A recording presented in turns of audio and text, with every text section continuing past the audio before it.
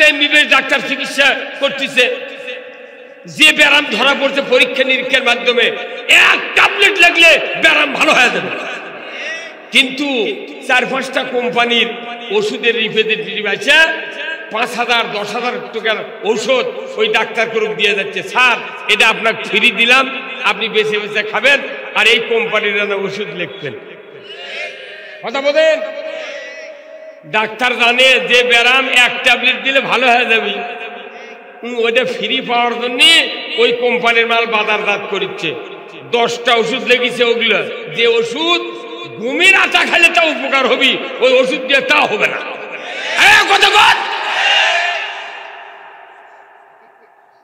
কি ভাই কথা কোন কারণে কেউ যদি ঘুমের আটা খায় তাও উপকার হবে, যেগুলো ওষুধের নাম লিখেছে ডাক্তার চারানার উপকার নেই, সেই ওষুধ লিখেছে। এখন রুগী এমনি টাকা খরচ করে ফকির হয়ে যাচ্ছে, কি আবার দিচ্ছে 10-15টা ওষুধ। ওই ওষুধ কি ডাক্তার কিনে দেয় না এই রুগীরই কেনা লাগায়? রুগী মনে করছে যত ওষুধ দিচ্ছে একদিনের মধ্যে ভালো হয়ে যাবে, ওষুধ ব্যারামের ভালোর এক ওষুধ দিচ্ছে, ওই একটাই যথেষ্ট। এগুলো দেশে কি কোম্পানির মাল চালু করার জন্য। তা আমাদের দেশে যে বক্তব্যগুলো হচ্ছে কোরআনের, এক ট্যাবলেট দিলে বাংলাদেশ শান্তি হয়ে যাবে। হ্যাঁ জনগণ ঠিক কিনা? এক ট্যাবলেটে বাংলাদেশ শান্তি হয়ে যাবে, সেই ট্যাবলেটের সাথে আরো 1200 ট্যাবলেট যোগ করছে। কত কয় না বারে? ওই ওই ওই কোম্পানির ওষুধের মতো যেগুলা খাইলে কোনো উপকার নেই। এই কতক্ষণ আমাদের বাংলাদেশ হচ্ছে কি, ফজলি আমের গাছ চেনেন আপনারা? ফজলি আমের গাছ কোনো বাড়িতে নেই, ও কিনে দেখেছে। এই নন্দীগ্রাম থানার 212টা গ্রাম, প্রত্যেক গ্রামে গ্রামে যে একটা ফজলি গাছের আম আমি কিনে রেখে দিই। গাছ বড় হতে হতে প্যান্ডেলের মতো হয়ে গেছে। এখন এই ফজলি গাছের আম মানুষ যাতে পারে না খায়, এই জন্য 4 জন করে চৌকিদার লাঠিলে দাঁড়িয়েছে। 4 জন করে চৌকিদার লাঠিলে দাঁড়িয়েছে। বলছি যে বাবা তোমরা এই গাছটা পাহারা দিবে, কেউ যান আম পাড়তে না। আর যখন আম দেখবে, যখন মৌকুল আসলো, আমের কুড়ি আসলো, তারপরে বড় হলো, কুইয়া ধরলো, আঁটি ধরলো, ডাকর হলো, ছকে দিয়ে ওজন হলো, বুকটা লাল হচ্ছে, তারপরে যখন আদা পাকা হলো, তখন আমটা পায়রা চাকু দিয়ে কাটে খালি সেই আদা মজা। যদি আম নরম হয়, নিচে ছিদ্র করে জুসের মতো চোখ দিয়ে খালি কলিজা ঠান্ডা, এই আমের গন্ধ বাড়াবে। সেই রকম এইগুলি শুভ নাম। তুমি ফজলির আমের পুরা গ্রামের মধ্যে ইমাম, মুয়াজ্জিন, যতগুলো ভালো মানুষ আছে, হাজি হুজ্জাতে কাম, এরপর খালি এই বক্তৃতা দিবের কোন ওই 4 জনক বলে দিচ্ছি। তারপরে আমি বলে দিচ্ছি কি করা লাগবে। এখন আমার যখন এই গাছের পাহারাদার 4 জন বলছে, হুজুর আপনারা এই কথা বলেন তো কি বলবো? ভাইরা আমার, জীবনে তো ফজলি আম নিজের ভিটামাটির গাছ লাগিয়ে খাই নাই, আটির গাছের আম জীবনে কতবার খালাম। এই আমগুলার বোটার কাছে এক স্বাদ, আমের বুকের কাছে এক স্বাদ, আমের নিচের দিকে যখন একটু কামড় দিই তখন তো আলাদা টক ভাব। এক আমের 3 খান্তি স্বাদ 3 রকম। তবে আপনাদের এই গ্রামে এমন একটা আল্লাহর নিয়ামত ফজলি আমের গাছ, কোথা থেকে যেন কোন বান্দা লাগিয়ে দিয়েছে। এই আমটা এত বড় আম, 100 কেজি 1.5 কেজি ওজন। এই আম যখন আস্তে আস্তে আদা পাকা হবে, চাকু দিয়া যখন কেটে কেটে খাবো, কলিজা ঠান্ডা, যখন নরম হবে, জুস হিসাবে যখন ছিদ্র করে চোষক দিব, তখন জীবনে মনে হয় মধু খাইছি। আর এই আম যখন পাকে ঘরের ভেতর রাখবো, পুরা বাড়ি গন্ধ হয়ে যাবে মধুর মতো। আর এই আমটার কথা উচ্চারণ করলে এত ভালো, এই আম যে বাড়িতে থাকবে ওই আমালার বাড়ির ভাগ্য ভালো। এই বলার পর এখন ওই 4 জন পরে বলে দিছি, তোমরা কবে যে এত যখন সুনাম করলে ভালো, এটা শুনে আমি খুশি হলাম। কিন্তু অনুরোধ, একটা আম পারে খাতে দেব না। কতক্ষণ? তাহলে তুই আম পারে খাবারই দেব না, তুই এত সুনাম করবার কলুকা কত কথাও বোঝে না পারে। হ্যাঁ, কথা ঠিক কিনা? আমাদের বাংলাদেশ না, তাম পৃথিবীর ইসলামের অবস্থা হচ্ছে এইরকম। ইসলাম একটা সুন্দর জীবন ব্যবস্থা, যে ইসলাম মানলে সুদ বন্ধ হয়, ইসলাম মানলে চুরি বন্ধ হয়, ইসলাম মানলে পর্দা ফরজ হয়, ইসলাম মানলে হুন্ডা চুরি হয় না, গরু চুরি হয় না, ইসলাম মানলে সমাজে মারামারি হয় না, হানাহানি হয় না। ইসলাম পুরা জীবন ব্যবস্থা। এই ইসলাম মানলে সমাজে শান্তি কায়েম হয়, মানুষ জান্নাতে যায়, নবীর আদর্শ নির্বিঘ্নে মানা যায়। এই বক্তৃতা সারা জীবন করলাম, শোনার পর বলছি যে খবরদার, যা বললে ভালোই বলছো, কিন্তু ইসলাম কায়েম করতে দেব না। তাহলে ঠিক বক্তৃতা করবে বলু কথা কনে মানুষ বোঝে না বারে। ঠিক কিনা? এই হুজুর আপনি করলেন না কথা, আপনি কোন গ্রুপের হুজুর? কথা কি বাংলা বুঝতেছেন না? তুমি ইসলাম কায়েম করবে দিবে না, ঠিক বক্তৃতা কৃষক দিবে দিলে তুমি তো ফজলি আমের সুনাম করে পরে বলিচ্ছে পারে খাতে দেব না, ইসলামের বক্তৃতা শুনে কায়েম হতে দেব না, এক অবস্থা। এই করে আমার ভয় হয় কিয়ামতের দিন গেলে আপনারা বলেন যে আল্লাহ আমাকে তুমি কোথায় দিবে দাও, আমাকে যে রাত জায়গা থেকে বক্তৃতা শুনে আমাকে শরীর অসুস্থ করছে, এরা কোনটি যাচ্ছে এর কি বিচার আমরা চাই। এই কোরআন দিয়ে পৃথিবী চলুক, এদের বিরোধিতা করে ই যদি আকাশ দিয়ে উড়েও যায়, ই যদি পানির উপর দিয়ে হাঁটাও যায়, জুব্বা যদি 22 ফুটে হয়, হজ যদি 400 বার করে, উমরা যদি 40,000 বার করে, এর জান্নাতের গ্যারান্টি নাই। যদি থাকতো তাহলে আব্দুল্লাহ বিন উবাই রসুলের পেছনে 10 বছর নামাজ পড়েছেন মুক্তাদি হিসাবে। রসুলের জুব্বা দিয়া কাফন, রসুল ইমামতি জানাজার, রসুল দোয়া করছেন দাফনের পর। আল্লাহ ডাইরেক্ট বলছেন সূরা তওবার 80 নম্বর আয়াতে, 70 মাররাতান, 70 বার যদি দোয়া করো রসুল, তোমার দোয়া কবুল করা হবে না। রসুলের পাশের মুক্তাদি, তারই জন্য নবী দোয়া করছে, আল্লাহ কবুল করেনি, আর আমাকে 8 মনীষীর দোয়া কবুল করবি। এর কোন কোন কোন কিতাবত লেখা আছে আমাকে দেখান তো, আছে? আপনি যা করবেন রসুলের থেকে নিয়ে করতে হবে। কথা কি? তাহলে আপনারা সবাই স্বতঃস্ফূর্ত ভাবে যারা যারা আছেন, আমি কথা বলার সাথে সাথে চিৎকার করে বলতে হবে ঠিক। রসুল ছিলেন তাম পৃথিবীর সফল রাষ্ট্রনায়ক। আরো জোরে ঠিক। গতকালকে আমার মাহফিল ছিল রাজশাহী পুঠিয়া সদরে, তার আগের দিন ছিল চাঁপাইনবাবগঞ্জ গোমস্তাপুর থানা। লক্ষ লক্ষ লোক মনে করেন ঢোলকের মতো বাজে। আমাকে নন্দীগ্রাম থানার লোক বিভিন্ন দিন হলে আমরা কথা না বলে বলে একবারে ঝিমে গেছে। আমি জেকের করতে বললাম, বিশেষ করে নন্দীগ্রাম থানার এই সিংদানি, আইলপুনিয়া, দরবার শরীফ দিয়া, চাকলমা, নিনগ্রাম, কাঁচাহার, কুসমা দিয়া, এই দিক দিয়ে সিংদানি, কামল্লা দিয়া, এই এলাকাটা একটা আল্লাহওয়ালা একটা জেকেরকারীদের পরিবার। কথা ঠিক কিনা? কিন্তু আপনারা যেভাবে জেকের করলেন, মনে করলেন বোধহয় এটা বক্তাকে জেকের। কি আমরা কেন জেকের করা জানেন? একটা শ্যালো মেশিন চালু করবার লাগলে একটা তেলের চাবি নাই ভাই, তেলের চাবি ঢিল দিয়ে 4-5 বার ঘসর ঘসর করা লাগে। তারপরে এমন পজিশনে বান্ধা লাগবি যাতে হ্যান্ডেল ঘুরালে তেলের ডাক হয়। এই কথা কন, যে ব্যক্তি হ্যান্ডেল মারে, হ্যান্ডেল মারতে বোঝা যাবে এই মেশিন স্টার্ট হবে কি হবে না। কারণ তেলের যতক্ষণ শব্দ না হবে নজেল প্লাঞ্জারের, বুঝতে পারবেন যে এই মেশিন স্টার্ট করা সম্ভব। এর গ্যাস ধরে আসে। কথা কন, আমরা জিকির করার কারণ কি? নজলে তেল মারে নাকি এটা দেখার জন্য। আমি দেখলাম গ্যাস ধরে আছে, তাহলে এখন নজেল প্লান্ডার খুলে বাতাস বাইর করে দিয়ে আবার নতুন তেল তোলা লাগবে। এই কথা ঠিক কিনা? তাহলে আপনাকে গ্যাস ছাড়া দিতে রাজি আছেন? আমরা দীর্ঘদিন হলে বক্তৃতা দিচ্ছি, আমরা বক্তৃতা দিতে দিতে আমরা অসুস্থ হয়ে পড়ে যাচ্ছি, কথা ঠিক কিনা? তারপরে সমাজের কোনো উন্নতি নাই। কেন নাই? এটা হলো আমার এক নম্বর প্রশ্ন, কেন নাই? 2 নম্বর কথা হলো যে আমার দেশে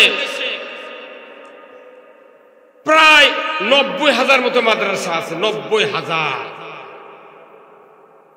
কওমিয়া, আলিয়া, হাফিজিয়া, ফুরকানিয়া, মহিলা, নুরানিয়া, 90,000 মাদ্রাসা। তার ভেতরে 8,20,000 শিক্ষক শিক্ষিকা। আমার দেশে 25,11,974 জন হাজিয়ার হাজানি আছে। বাংলাদেশে 5 লক্ষ মসজিদের ইমাম আছে 5 লাখ, মুয়াজ্জিন আছে 5 লাখ। বাংলাদেশে পীর আছে 20,000, জাকের আছে 3 কোটি, তবলিগের লোক আছে 1,04,00,000, তবলিগের লোক আছে 1,04,00,000, বক্তা আছে 1 লক্ষ, শ্রোতা আছে কমপক্ষে 11 কোটি। একটা করে বক্তার কমপক্ষে কোন কোন বক্তার 4টা পরিমাণ স্ত্রী আছে। 1 লাখ বক্তার 1.5 লাখ বউ আছে। এই কতক্ষণ টাকা? এরপরে বাংলাদেশে সাধারণ মানুষ আছে ইমানদার, যারা ডানেও নাই বাঁয়েও নাই, শুধু দাঁড়িয়ে আছে। এই শ্রেণীর লোক আছে 3.5 কোটি।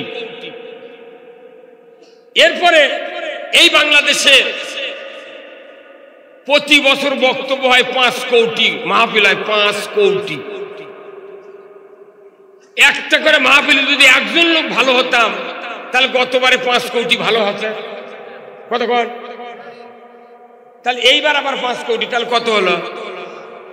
আগামী বছর 5, তারপরে বছর 5। বাংলাদেশে ইমানদার আছে 18 কোটি। 2 কোটি ভারতের থেকে হাওলাত করা লাগবে। এই কতক্ষণ টাকা? এতগুলা লোকের মধ্যে একজন লোক ভালো হওয়া কি ব্যাপার হলো? কিন্তু একজনই তো ভালো হয় না। দেখা যায় বক্তার বেটায় বেনামাজি, মসজিদের ইমামের বেটা ডবল বেনামাজি, মুয়াজ্জিনের বেটা রিডবল বেনামাজি, মোতাল্লির বেটা ট্রিপুল বেনামাজি, হাজির বেটা ওযুই জানে না। এই কতক্ষণ? তাহলে এই যে একটা ম্যাপ আপনাদেরকে দিলাম, এইগুলো হচ্ছে বেদি, সমাজের বেদি। এত ইসলামের পক্ষের লোক, কিন্তু ইসলামের উন্নতি না হয় কেন অবনতি হচ্ছে? এইগুলির যদি ওষুধ না দেওয়া যায়, আল্লাহ কোরআনের বক্তৃতা দেওয়ার জন্য আমাদেরকে বানায় নাই। আল্লাহ বলেছেন, নবী তোমাকে আমি একটা দায়িত্ব দিলাম, এই দায়িত্ব যদি পালনে তুমি ব্যর্থ হও, আমি আল্লাহ তোমাকে সাহায্য করবো। ধরে কোন আল্লাহু আকবার। একটাই দায়িত্ব রাসূলকে আল্লাহ দিয়েছেন। কি দায়িত্ব? হুয়াল্লাযী আরসালা রাসূলাহু বিল হুদা ওয়া দীনিল হক লিইয়ুযহিরাহু আলাদ-দীনি কুল্লিহি ওয়ালাউ কারিহাল মুশরিকুন। আমার আল্লাহ বললেন, নবী আমি সেই সত্তা, তিনি তার রাসূলকে প্রেরণ করেছি সত্য দিন দিয়া, জীবন ব্যবস্থা দিয়া, হেদায়েত দিয়া, পৃথিবীর জমিনে গিয়া যত মানুষের তৈরি করা মতবাদ, আইন কানুন, যত রকমের মানুষ পরিচালনা করার জন্য যত নিয়ম নীতি তারা তৈরি করেছে, এইগুলিকে উৎখাত করে দিয়ে একমাত্র আমার আইন বিজয় করবেন। এতে করে কাফের মুশরিক বেদিনের যতই জ্বালা যন্ত্রণা হোক না কেন, আপনি রাসূল পরোয়া করবেন না। আপনি রাসূল পরোয়া করবেন না। বাবা মাইকে ভলিউম দাও তো।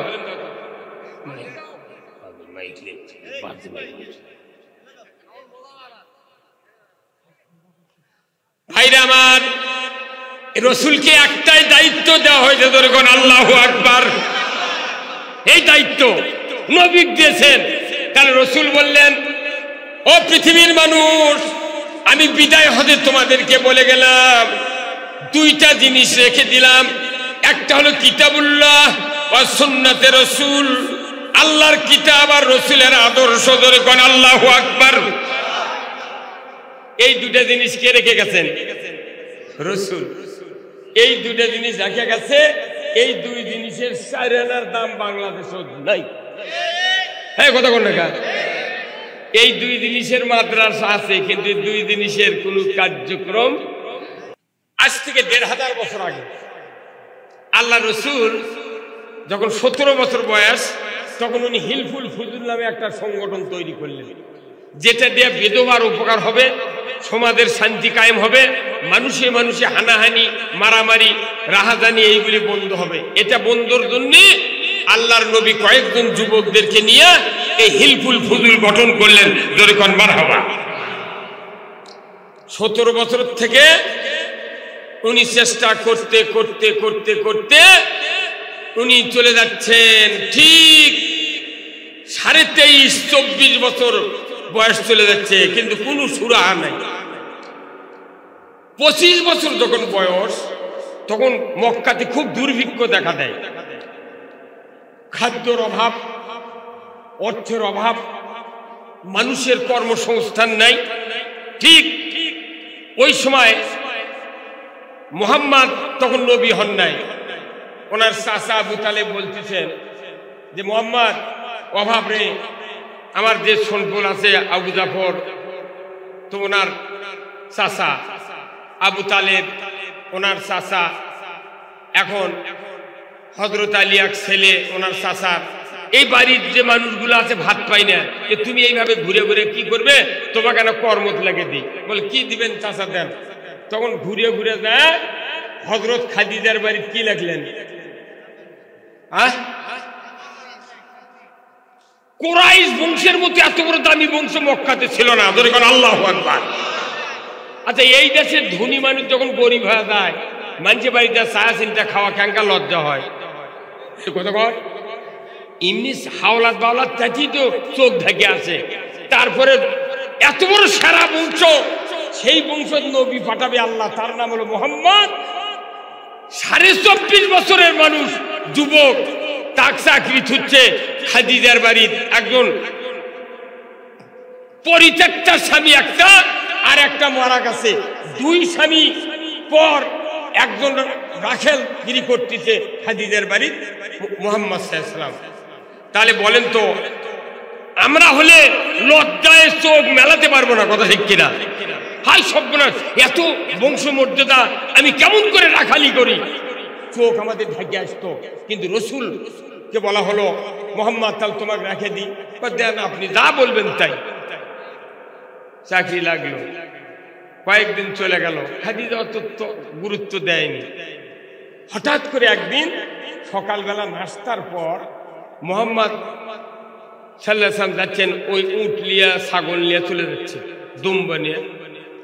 হযরত খাদিজা জানালার বস থেকে দেখতেছেন, দেখে দেখে রে, মক্কার তো সেই তীব্র তাপ, মক্কার আফসিয়া খুব কম হয়, সব সময় তীব্র তাপ। এখন খাদিজা চিন্তা করতে জানলাতে দেখি মুহাম্মদ কোন দিক যায়, দেখি মুহাম্মদ সাল্লাল্লাহু আলাইহি ওয়াসাল্লাম যাচ্ছেন দুম্বা নিয়ে পেছনে পেছনে, আর দুম্বা ছাগল সব সামনে যাচ্ছে। খাদিজা জানালাতে দেখে যে মুহাম্মদ ছায়ার ভেতর দাঁড়িয়ে আছে, আর যাচ্ছে, ছায়াও যায়, মুহাম্মদও যায়। আল্লাহু আকবার। ব্যাপার, হাতত ছাতা নাই, মাথার কাপড় নাই, ছায়া দেখতে। তখন উনি বাড়ির থেকে বাড়াচ্ছেন, বাইরে যা মরুভূমির একটা লাস্ট কিনারাত যা দাঁড়ায় দেখে, কেউ তো নাই। কিন্তু খাদিজার মাথার উপর দিয়ে কুয়াশা দেখে, সূর্য পূর্ব দিকে, কে যেন একটা একখণ্ড মেঘ এমন ভাবে সেট করে রাখছে, রসুল জোরে যাক, আসতে যাক, ধীরে যাক, সাইড কাটুক, একটা সামান্যতম রোদের তীব্র কিরণ যেন আমার রসুলের গায়ে না স্পর্শ করে। খাদিজা দেখে মাথা ঘুরে গেছে, হাই সব বোনের কোন মানুষকে আমি রাখালগিরি করাচ্ছি। হ্যাঁ, এখন প্রথম দিন দেখছেন, দ্বিতীয় দিন দেখছেন, তৃতীয় দিন একই অবস্থা। তো আমি তো এতদিন দেখিনি, এই 3 দিন দেখে তো আমার মাথা ঘুরে গেল। হঠাৎ করে 25 বছর পূর্তি, রসুলের বয়স 25 পূর্তি, আর খাদিজার বয়স তখন কত? 40। মনে থাকতে হবে, মুহাম্মাদের বয়স হলো 40 ইয়া 25, আর খাদিজার বয়স 40। সন্ধ্যার সময় বলছে, মুহাম্মদ তোমার সাথে আমার নিরিবিলি কথা আছে। কি কথা বলেন? বলছে, না সন্ধ্যার সময় বলবো, আগামীকাল সন্ধ্যায়। আচ্ছা।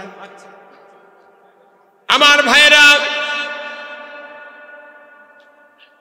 হযরত খাদিজা মুহাম্মদকে ডাক দিয়ে বললেন, মুহাম্মদ সাল্লাল্লাহু আলাইহি সাল্লাম, আমি তোমাকে এমন একটা অন্তরের কথা বলবো, তুমি যদি ওই কথা যদি পজিটিভ অ্যান্সার আমার কাছে উত্তর দাও, আমি সারা জনমের মতো প্রশান্তি লাভ করতে পারব।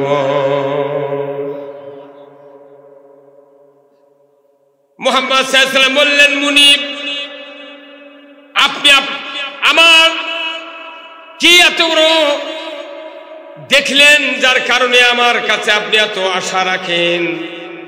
ঘটনা কি আমাকে একটু খুলে বলুন। খাদিজা বললেন, মুহাম্মদ কথাটা তুমি যদি আন্তরিকভাবে গ্রহণ করো তারে আমি বলতে পারবো।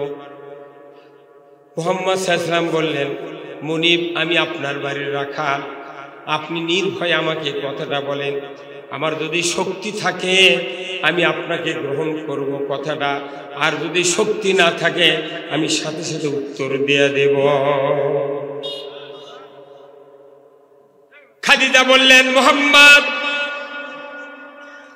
সাল্লাল্লাহু আলাইহি সাল্লাম, আমি চিন্তা করেছি মুহাম্মদ, আমার একজন স্বামী মারা গিয়েছেন, একজন আমাকে ডিভোর্স দিয়েছেন, আমি বিধবা।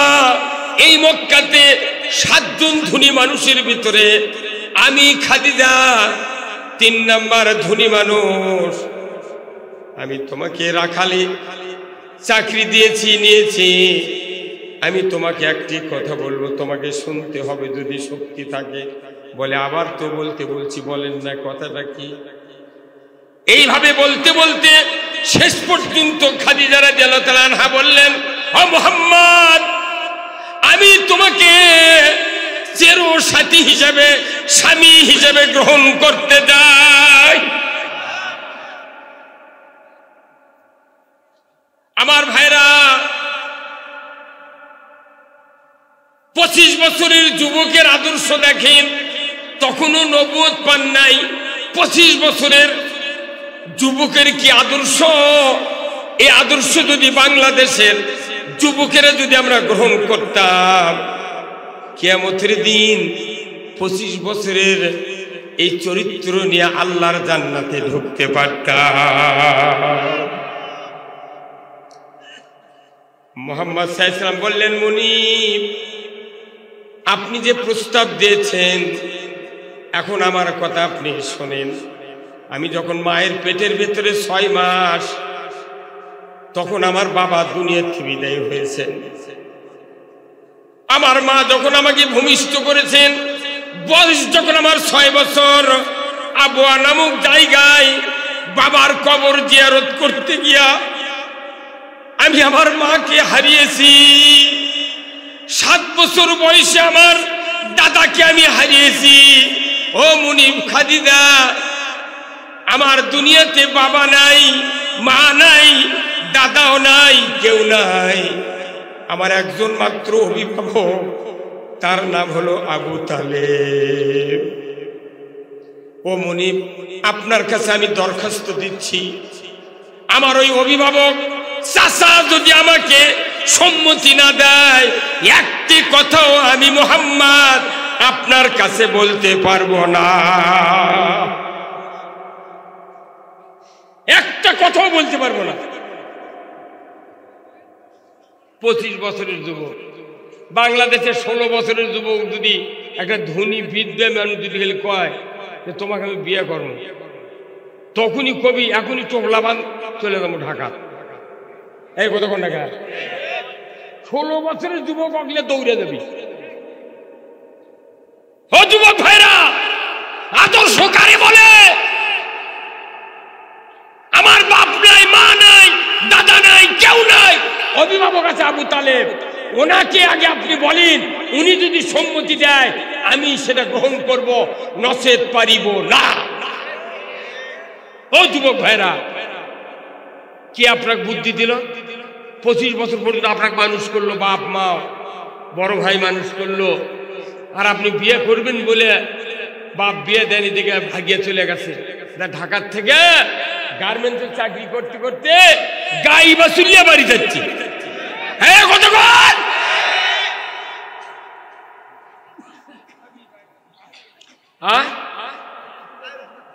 কি এই কথা কি বাদে বললাম?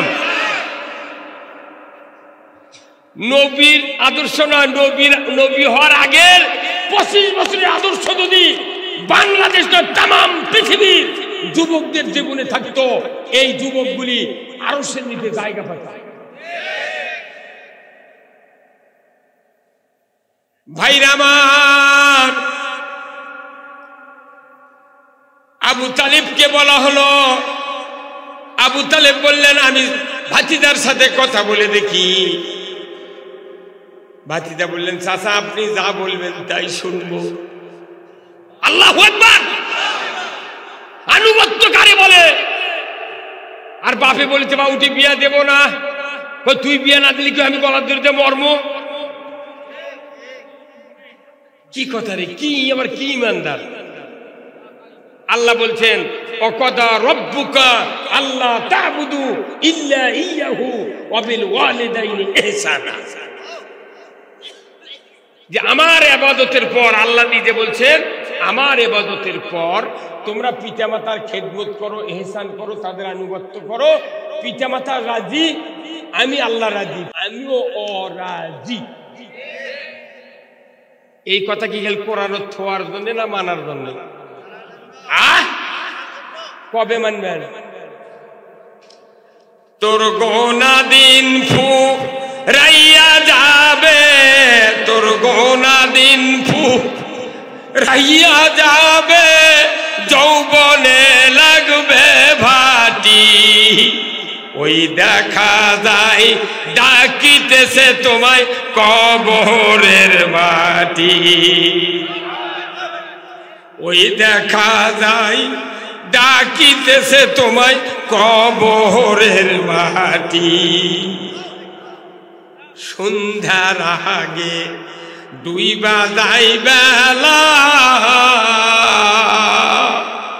এক পলকে ভেঙ্গে যাবে তোর রঙ্গেরি মেলা। কি কথা ঠিক কিনা? সন্ধ্যার আগে ডুইবা যাই বেলা, এক পলকে ভেঙ্গে যাবে তোর রঙ্গেরি মেলা। কারে দিবা তুমি জোরে ধমক, কারে দিবা তুমি জোরে ধমক, কার মাথায় ভাঙবে লাঠি। ওই দেখা যায় ডাকিতেছে তোমায় কবরের মাটি। আমার ভাইরা, আমাদের চিন্তা যদি থাকতো এই সামান্য দুনিয়া ছেড়ে আমাদেরকে কবরে যেতে হবে, দুনিয়ার কোন মানুষ ছিন্ন ভিন্ন অবস্থায় কোরআন বাদ দিয়া, রাসূলের আদর্শ বাদ দিয়া এক সেকেন্ড বাঁচার চিন্তা করতাম না।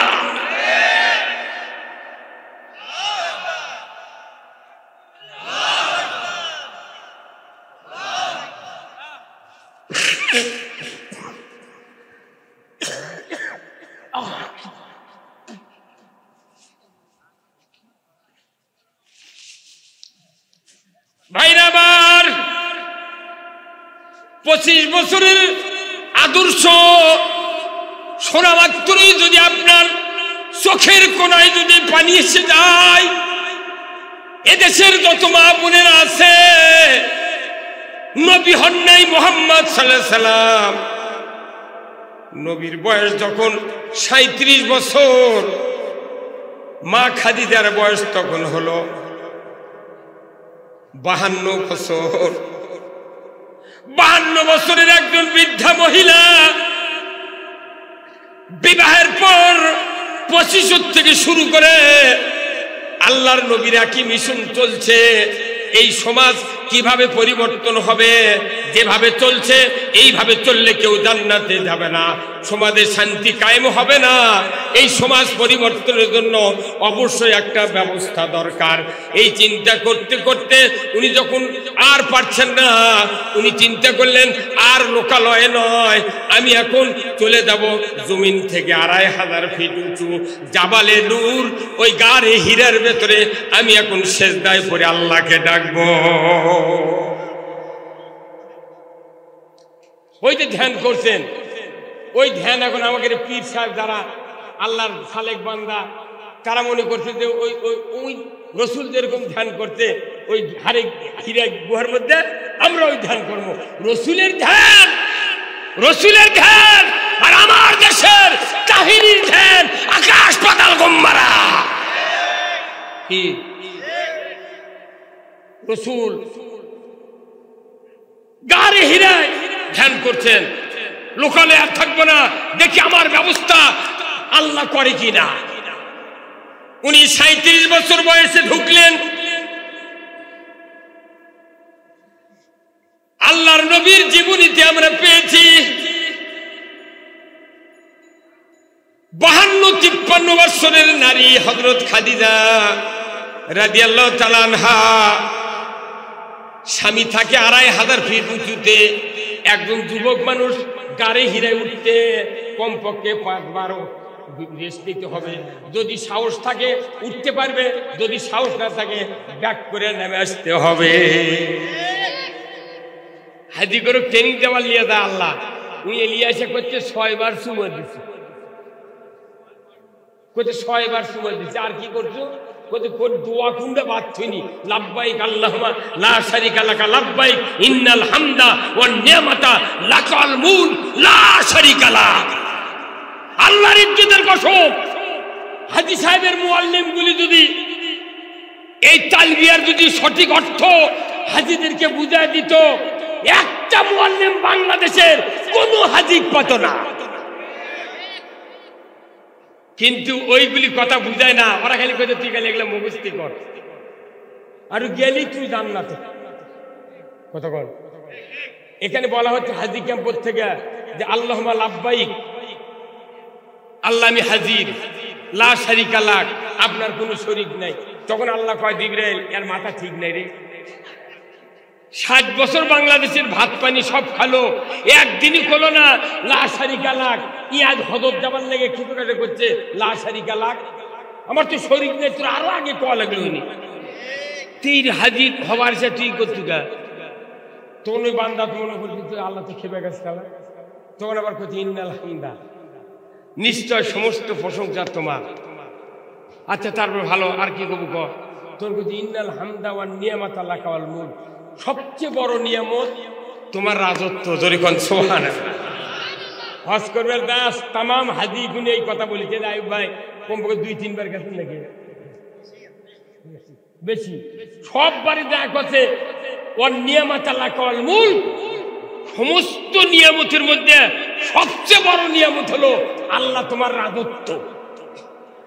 এই বাংলাদেশের 25,11,974 জন হাজিয়ার হাজারনি তাম মানুষগুলো তাই চলবে ওই আরাফাতের ময়দানে হাজি ক্যাম্পের থেকে মিনা মুজদালিফা তোয়াফের সময় গেলে করতে করতে মুখ দিয়ে ফেনা তুলে ফেলে দেয়। ওটি থেকে কয়ে আছে ওই ছালার মধ্যে মারিতে কাঠ। এই কতক্ষণ মানা আর করছে দিয়ে মান যারা কবরি ওয়াদাবাত লাহু, এটা কার জন্য? রসুলক জীবন ভর দেখিছে আব্দুল্লাহ বিন উবাই। রসুলের দেখার পরেও নামাজ পড়ছে, কিন্তু বাঁচে থাকতে দেখার পরেও তার সামনে কোনো হাদিস রাসূল বলতে পারলো না যে মান জারা কবরি ওয়াজাবাত লাহু শাফাআতি নয়, সে চর্মচক্ষে আমাকে দেখলো, ঈমান আনার পর তার জন্য জাহান্নামের আগুন হারাম।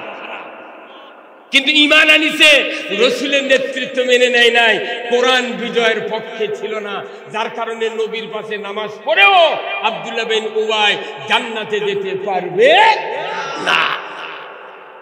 রাসূল ওখানে শুয়ে আছেন। এর থেকে আকর্ষণীয় আমরা যাই, ইন্নাল হামদা ওয়ান নিয়ামাতা লাকাল মুলক, এটা যদি প্রত্যেক মুআল্লিম যদি হাদিস করে বুঝাতে পারতাম, হাদিস খুঁজে পাবে না। কবি না রে ইটালি রাজনীতি করে, কত কনে গা ইটালি রাজনীতি করে, তো ইসলাম মানে তো রাজনীতি কথা ঠিক কিনা? দুনিয়ার সব মানুষ রাজনীতি করে, আমাকে বসে ভোট চাই, অমুক মার্কাত ভোট দাও, কি কথা ঠিক কিনা? এদের নূর মোহাম্মদ ভাই ভোট চালো, কি ভোটটা খারাপ? নেতা ছাড়া সমাজ ভালো হবে না, কথা ঠিক কিনা? এখানে নেতা দরকার, আমাকে বসে ভোট চাবি, ওরা রাজনীতি করবি, কিন্তু আমাকে করবে দেবে না। কারণ কি জানেন? ইসলাম যদি বিজয় হয় তাহলে আমাকে খাওয়া নাই। ইসলাম যাতে ক্ষমতা না দেয়, এটা অবস্থানের জন্য সকল ব্যবস্থা আমার বিশ্ব ভূখণ্ডে চলছে। এখন যেখানে ইসলাম বিজয় করতে দিচ্ছে না, এটি বক্তৃতা দিয়ে লাভ আছে ভাই? এই কথা বল, আপনারা ইরি লাগাননি ভাই, ইরি লাগাননি? আচ্ছা, ইরি লাগে 5 দিন পর ঘাস মারার কি ওষুধ দিচ্ছেন? Center safety super hit super power এগুলো তো দিচ্ছেন। কিন্তু আমার আয়ুব আলী ভাই সভাপতি সাহেব এনাকে কেমন বুদ্ধি দিচ্ছে, আপনি 2 বিঘা ইরি লাগাচ্ছেন, আপনি তার ঘাস মারা ওষুধ দেন না, ঘাস তোলারও দরকার নেই, 10 দিন পর থেকে 10 কেজি করে ইউরিয়া জমি ছিটাবেন আর বাড়ি ঘুম পারবেন, দেখবেন সেই মতো ধান হবে।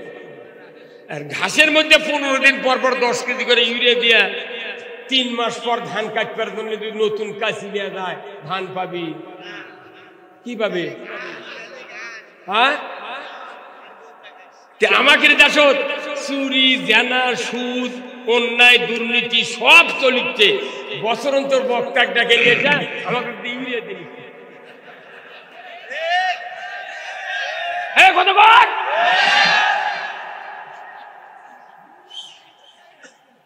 আগে ঘাস তোলা লাগবে, তারপরে ইউরিয়া দেওয়া লাগবে, কথা ঠিক কিনা? কিন্তু আমাকে ঘাস তুলবার দেবে না, ঘাস তোলা কথা কলি ধর জেলত তোল, কতক্ষণ?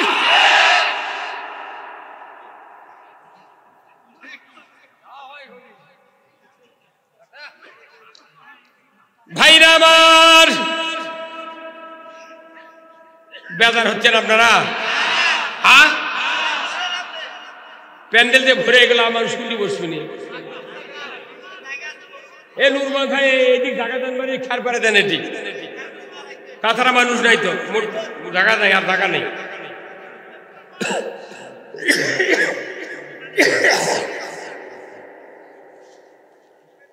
আদায় হবি এই স্টেজের পশ্চিম দিকে আসেন, অনেক জায়গা আছে ভাই, আসেন আসেন, আমি কথা বলিচ্ছি। কোনটা না এই যে দাঁড়ান, এটা সিকিউরিটি গার্ড, ওনাদের সব বেশি, ওরে দরকার আছে, হুট করে কেউ তাড়াতাড়ি ঢুকতে পারবে না, আর ভয় ধরে দেবে, চিপের মধ্যে ঢুকে আমাকে যদি ধরে ধরে আর পক্কা আমার গুঁড়ো বহে দিবে। এই কথা ঠিক কিনা?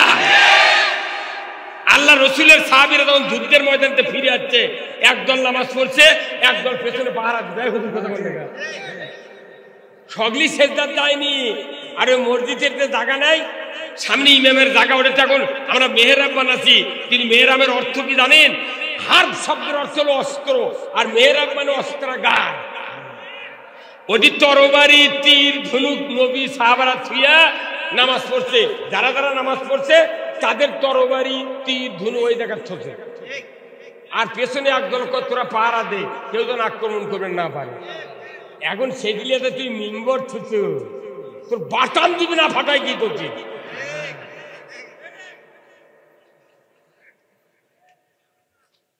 ওই মেহরাব ওটা হচ্ছে অস্ত্রাগার। আমার দেশে অস্ত্র থয় না, আমার দেশে যদি রসুলকে আদর্শ রাষ্ট্রনায়ক হিসেবে মানতে পারতাম, আমার দেশে সুদ চলতো না। মেম্বার থেকে শুরু করে প্রধানমন্ত্রী পর্যন্ত যদি আমাদের শুধু জনপ্রতিনিধি যারা, তারা যদি রসুলের আদর্শ মানতাম, রাষ্ট্রনায়কের আদর্শ মানতাম, আমার দেশে চুরি হতো না। এই জনগণ ঠিক কিনা?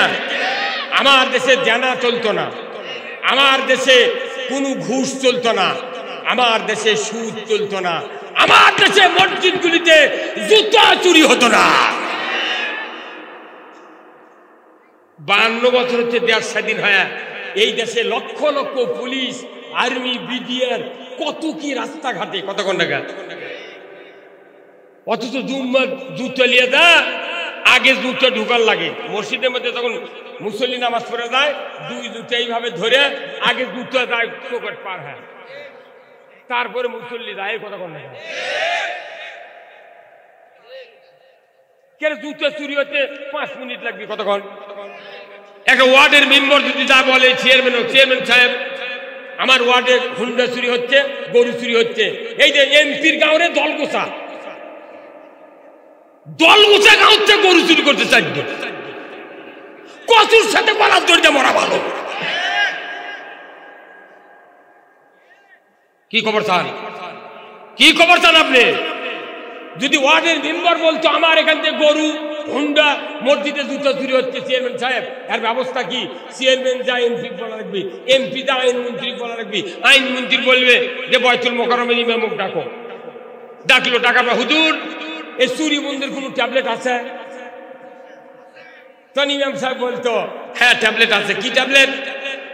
ওয়াসারিকু ওয়াসারিকাতু ফাকতাউ আইদিয়াহুমা। চোর আর চন্ডী যদি ধরা পড়ে, 5টা গ্যারান্টির পর খাদ্য, বস্ত্র, চিকিৎসা, শিক্ষা, বাসস্থান, এই 5টা গ্যারান্টির পর দুনিয়ার কোনো পুরুষ কিংবা নারী যদি অভ্যাসের কারণে যদি চুরি করে, আমার আল্লাহ বলেছেন তুমি হাতটা কেটে দাও। একটা চোরের হাত বয়তুল মুকাররমের উত্তর গেটে কেটে দেওয়ার দৃশ্য ডিশের লাইনে বিটিভি, এনটিভি, এসিটিভি 21, 24, 71, 75, 76 চ্যানেলে যদি দেখানো হতো, আল্লাহর ইজ্জতের কসম, গরু চুরি, হুন্ডা চুরি তো দূরের কথা, মসজিদে একজোড়া স্যান্ডেল চুরি হতো না।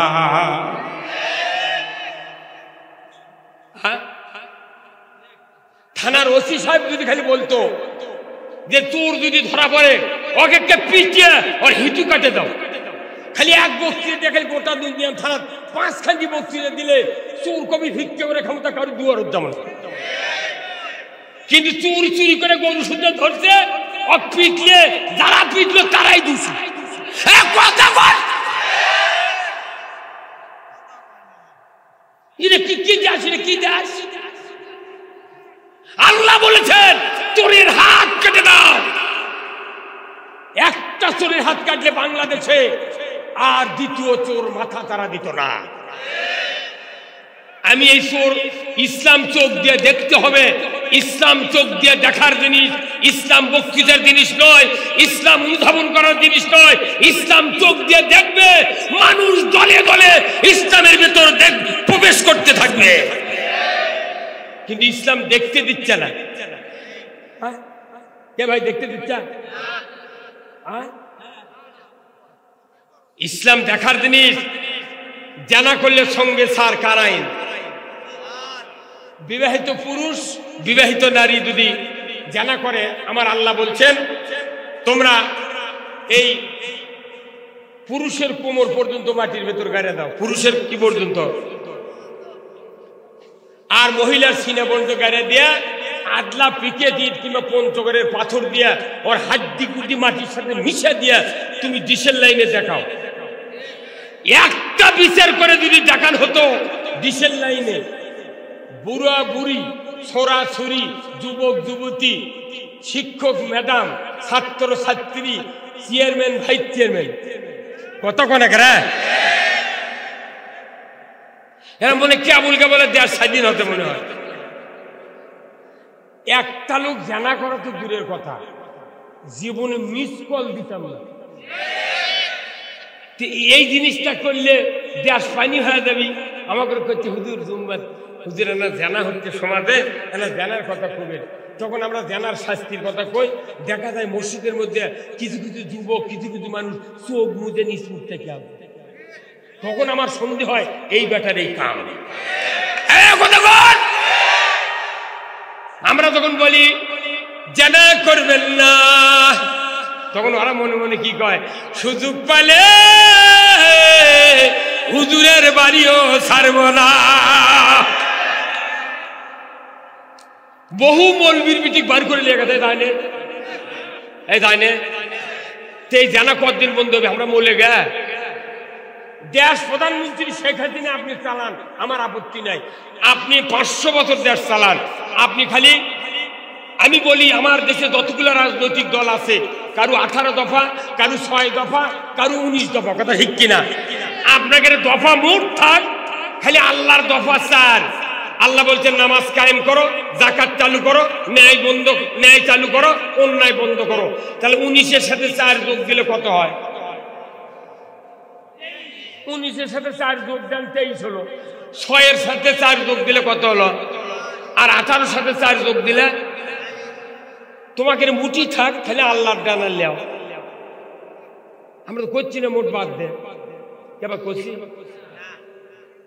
এই 4টা দফা চালু হবে দেশত, আমরা পিএস দিয়ে 5 টাকা শুয়ে থাকবো। আজরাইল এসে কুন্দর বেল বাজালে আমরা উঠি না।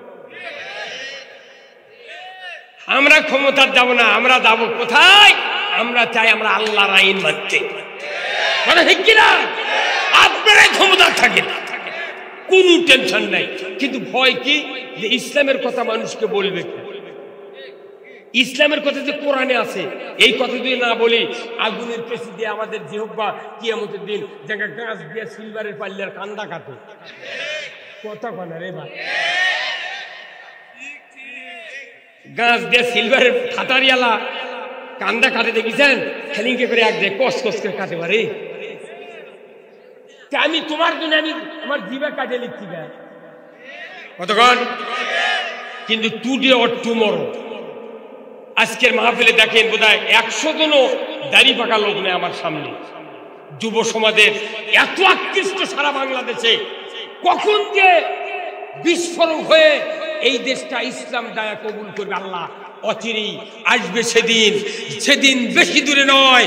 আগামীর বাংলাদেশ কোরআনের বাংলাদেশ, আগামীর বাংলাদেশ ইসলামের বাংলাদেশ, আগামীর বাংলাদেশ সব নেতৃত্বের বাংলাদেশ।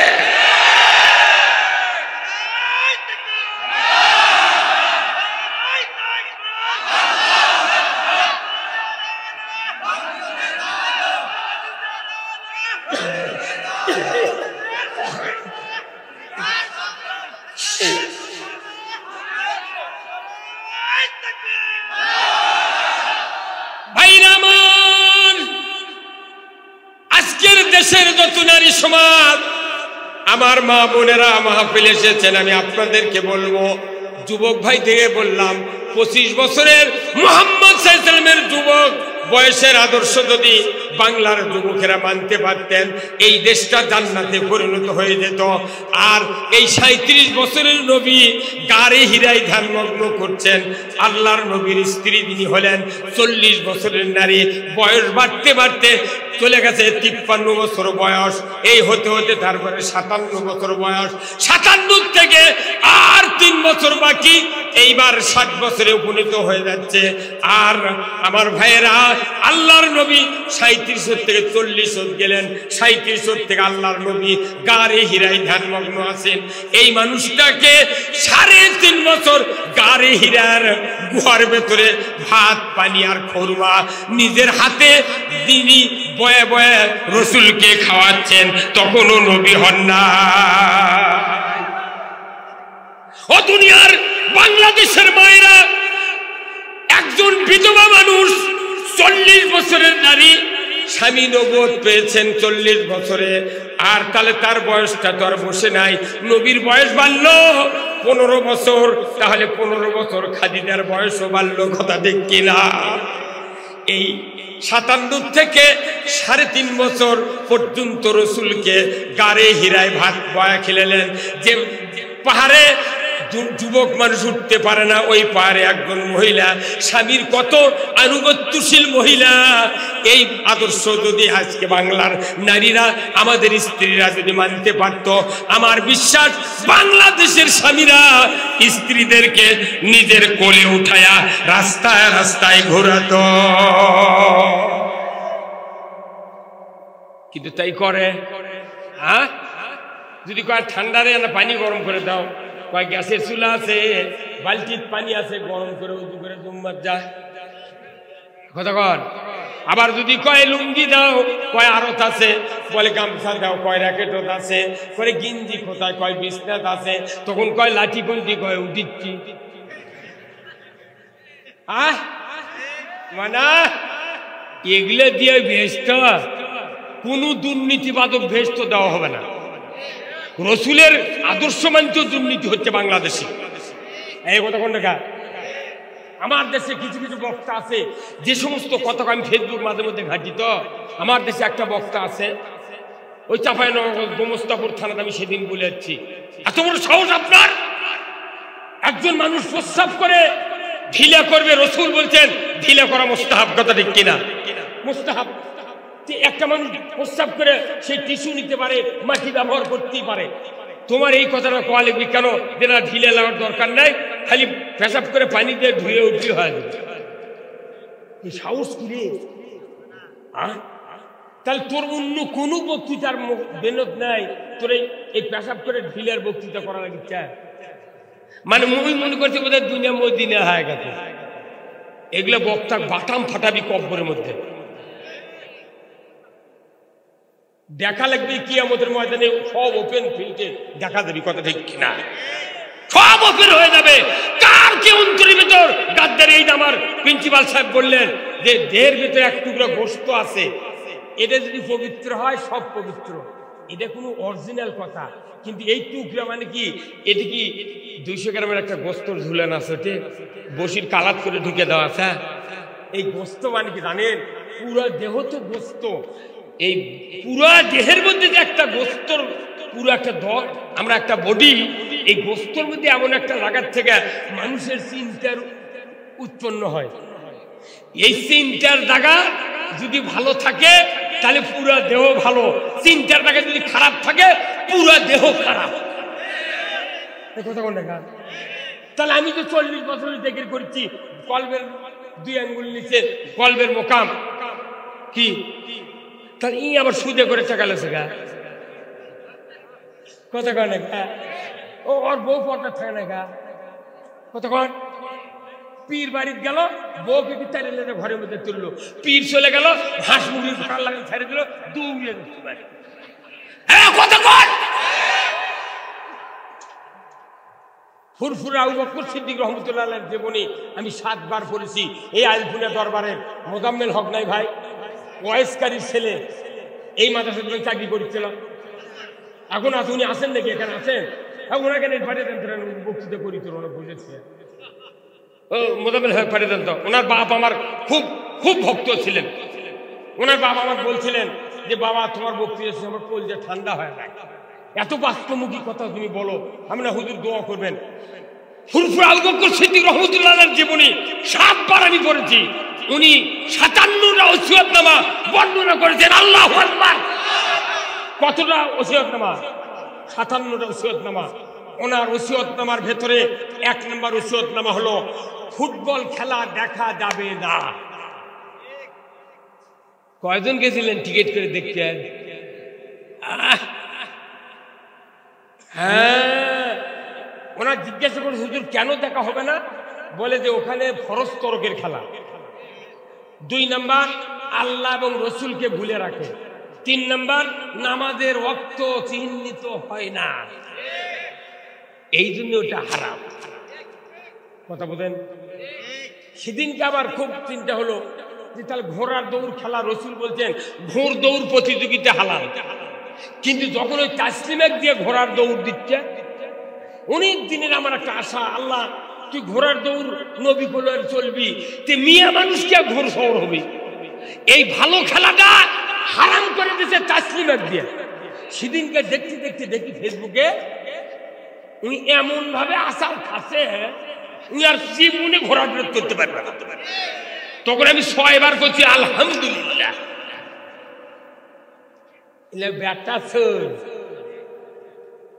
প্রত্যেকটা জিনিস হালাল ও হারাম করে দিচ্ছে, কথা ঠিক না? ঘোড়ার দৌড়, রসুল বলছেন তুমি যুদ্ধের জন্য ঘোড় দৌড় প্রতিযোগিতায় তুমি অংশগ্রহণ করো, তোমাকে ট্রেনিং নেওয়ার দরকার আছে। সেই ঘোড় দৌড় তুই মেয়ে মানুষ দিয়ে খেলে নিয়ে ওই চাকল মার নিঙ্গার ফাটারে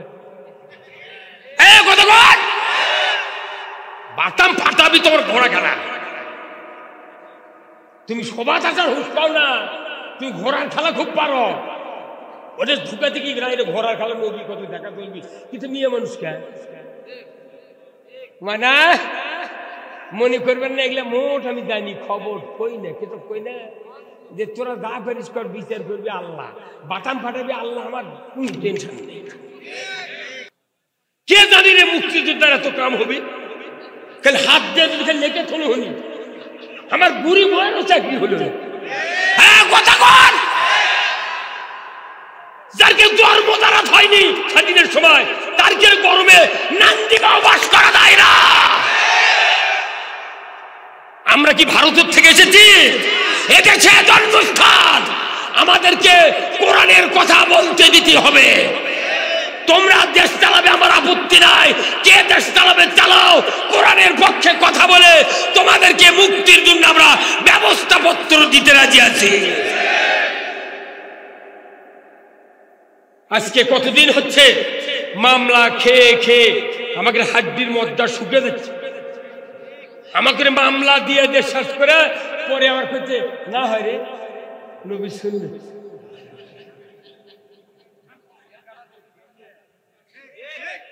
কত নবীর সুন্নত, সুন্নত তুই এত বড় সুন্নত ছাড়ছু গা, তো মাই করে দিচ্ছি আর তুই এই সুন্নত আমার কথা তো 4 দিন থাকলে বোক মা করে রাখু রে, তুই সুন্নত মারাচ্ছু কে?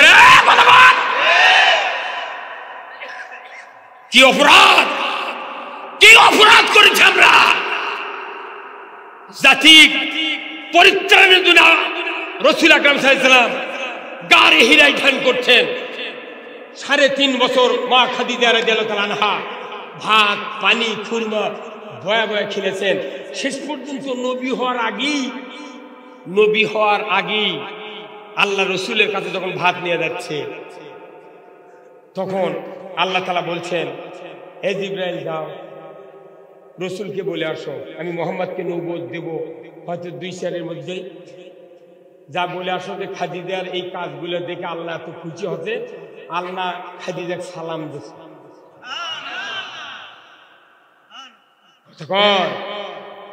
আজকে বাংলাদেশের নারীরা যদি খাদিজার এই জীবনটা গ্রহণ করত, আমার দেশ জান্নাতে পরিণত হতো। কোথায় মুসলমান? এত মাদ্রাসা ছাত্রী পড়ে, এত হাফিজিয়া মহিলা মাদ্রাসা, জাতির পুনর্গঠনের জন্য প্রত্যেক বাড়িতে বাড়িতে একজন করে হাফেজা মহিলা অবশ্যই থাকা দরকার। কিন্তু আপনি তো হাফেজার সাথে ছেলে বিয়ে দিবেন না। আপনি দেখেছেন মডারের পাত্রী কোনটি পাওয়া যায়, হাই হিল গাওয়াত দিয়া একবারে বডির সাথে পোশাক লাগিয়ে দিয়ে ঘুরবি, থেকে থেকে হাঁটবি, মানুষ নাম একটা ব্যাটার বই পাচ্ছি। খবরদার, এই ইসলাম হাসি তামাশার ব্যাপার নয়, ইসলাম মানার ব্যাপার। ইসলামের সাথে পুরা জাতির জীবন অঙ্গাঙ্গভাবে জড়িত, কথা ঠিক না? আপনি বলেন তো, এই যে আমার সভাপতি সাহেব, এনার একটা ছেলে যদি থাকে এমবিবিএস ডাক্তার, এনাকে বিয়ে দিবেন, এনার ছেলেকে বিয়ে দিবেন। একটা এমবিবিএস ডাক্তার নিয়ে পাশ করছে একজনের, ওই মেয়ে বাপ নিয়ে এসে ঘটক খবর দিচ্ছে, গ্রামত খুঁজতেছে, 5 গ্রাম খুঁজতে খুঁজতে সব যুবকরা বলছে ছেলে সেই রকম, বাপ ভালো, মাও ভালো, বেতনও পায় সেই রকম। হঠাৎ করে একজন বুড়া মানুষ হচ্ছে, আমি ভাই না, আমি ইসুবাদীর ছেলে, আমি এখন দৌড়ে এসে করছে, চাচা বাড়ি কোথায়? উনি তো বেশি কথা বলে, বাড়ি আমার অমুক গ্রামে। বা ওই যে আয়ুব হুজুরের একটা ছেলে আছে এমবিবিএস ডাক্তার, তার সাথে কি বিয়ে দেওয়া যাবে? আমার একটা মেয়ে আছে ডাক্তার নেই। কোথায় না সব ভালো বুঝছেন, কিন্তু একটা সমস্যা কি, ওনার ছেলে খাতনা করেনি। খাতনা বোঝেন? কাটেনি। ওনার ছেলে কি করেনি? কাটেনি। আচ্ছা কোন তো ফকিন্নির বিচু ওর সাথে বিয়ে বসে যাবি? কয়টা আইন মানে নে? খালি একটা আইন না মানে কারণে পাত্রী খুঁজে পাবে না। ওর বেতন দেখবে না, ওর চাকরি দেখবে না, ওর সুরত দেখবে না, বাপের অবস্থা দেখবে না, খালি দেখবে ওই কেন খাতনা করেনি, কারণ আসল লোক না। তাহলে এক আইন না মানে যদি পাত্রী না পায়, আর আমরা মোটা আইন ছেড়ে দিচ্ছি।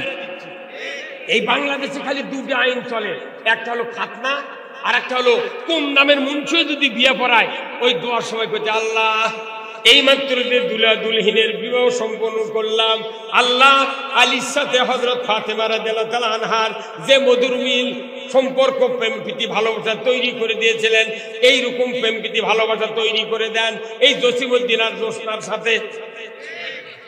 আল্লাহ আইয়ুব আলাইহিস সালাম আর রহিমার সাথে যে প্রেম প্রীতি ভালোবাসা আপনি তৈরি করে দিয়েছিলেন, এই রকম প্রেম প্রীতি লুৎফর আর লুৎফুনের সাথে করে দেন। এই দুটো দোয়া খালি কবুল হয়, কারণ কি জানেন? পালসার দিয়ে বিয়ে দিছে। এখন যদি বউ ছেড়ে দেয় তাহলে তো পালসারও ফেরত দেওয়া লাগবে, ওই কাজ ছেড়ে ঘুরবি। ওই হুন্ডার দোয়া তালাক দেয় না। কম দামের মুন্সি ছাড়া দুনিয়াতে কোনো বিয়ে হয় না। এই যে বজলুর রশিদ ভাই কোমটা বক্তলায়, তাম বাংলাদেশের ইউটিউবের জগতে ঝংকার তোলা বক্তা, তার নাম হলো বজলুর রশিদ মিয়া।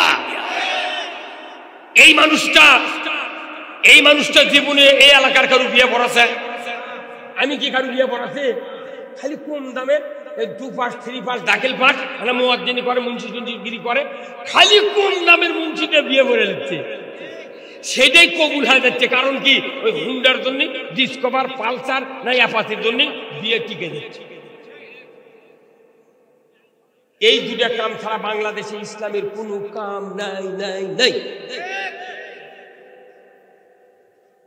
একসাম রানা কাটে যদি পাত্রী না পাওয়া যায়, আর এই শয়ে শয়ে আইন না মেনে আপনি জান্নাতে যাবেন, অত বুদ্ধি দিছে কি আপনাকে?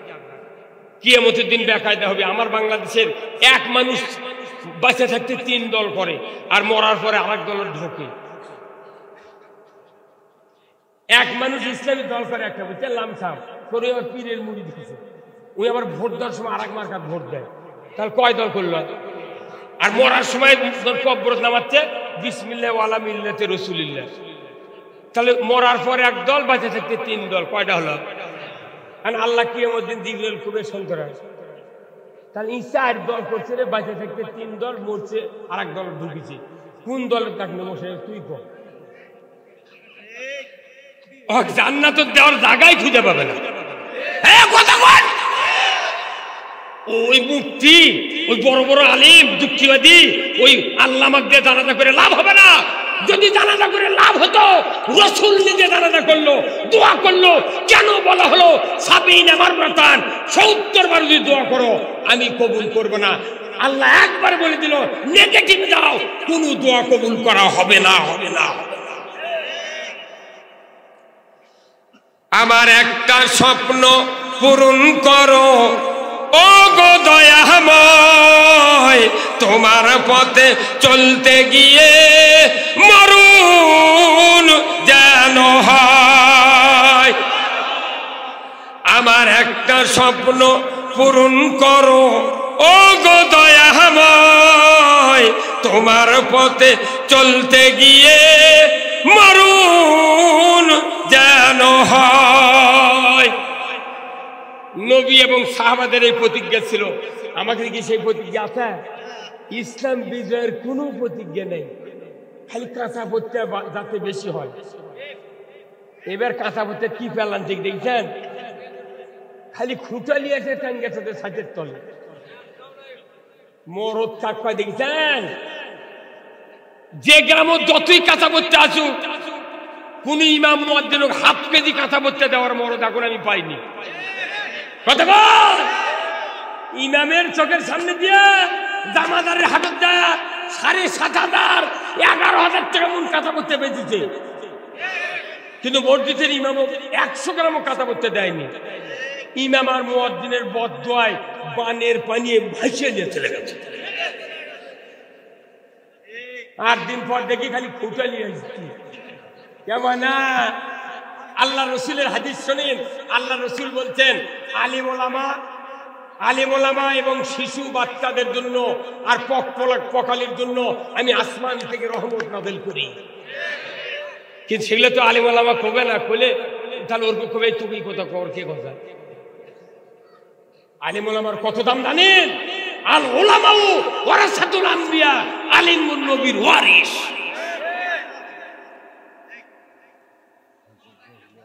আমি অটল যেন থাকতে পারি আল কোরআনের পথে, ধৈর্য নিয়ে চলতে পারি দিন কায়েমের পথে। আমায় ধৈর্য দিও, সাহস দিও ওগো দয়াময়, তোমার পথে চলতে গিয়ে না পাই যেন ভয়। আমাদের একটাই প্রতিজ্ঞা, আমরা ইসলাম এদেশে বিজয় করতে চাই। যদি ইসলামী হুকুমত কায়েম না হয়, কোন ইবাদত আল্লাহ কবুল করবে না। আল্লাহ কোরআনে বলছেন, ওয়ামাই ইয়াবতাগি গায়রাল ইসলামি দীনান ফালাই ইউকবালা মিনহু ওয়া হুয়া ফিল আখিরাতি মিনাল খাসিরিন। ইসলাম ছাড়া অন্য কোন মতবাদ গ্রহণ করে কেউ যদি ইবাদত করতে করতে পাহাড় পরিমাণ করে, একটা ইবাদত কবুল কে করবেন না? তাহলে আমার এই পরিশ্রম করে লাভ কি? এই আগামী রমজান আসতেছে, 17ই রমজান বদরের প্রান্তরে যুদ্ধ হয়েছে। 17ই রমজান বদরের যুদ্ধের দিনে আল্লাহ জিবরাইলকে বলেছেন রসুলকে, হে রসুল আপনার 313 জন সাহাবীকে রোজা ছেড়ে দিতে বলেন।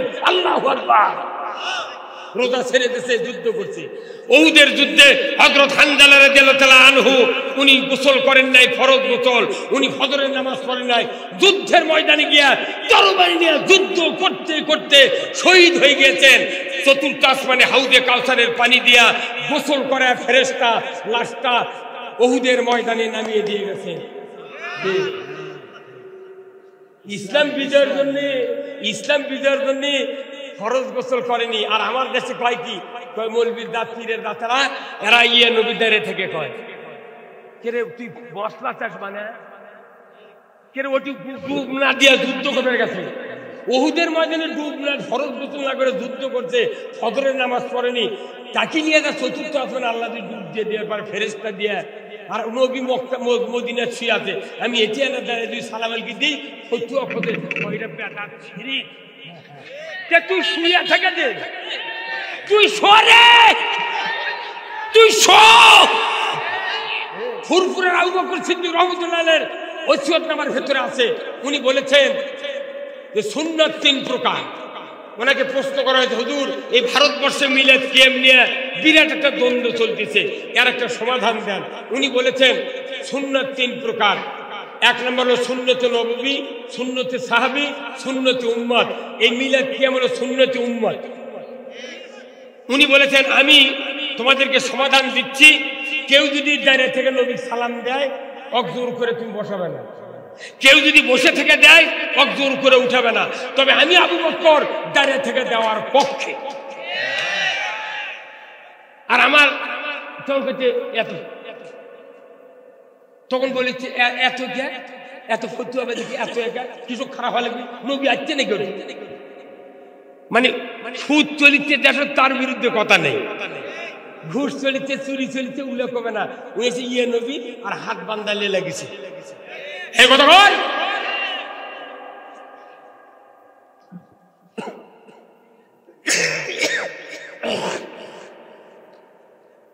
কি করছে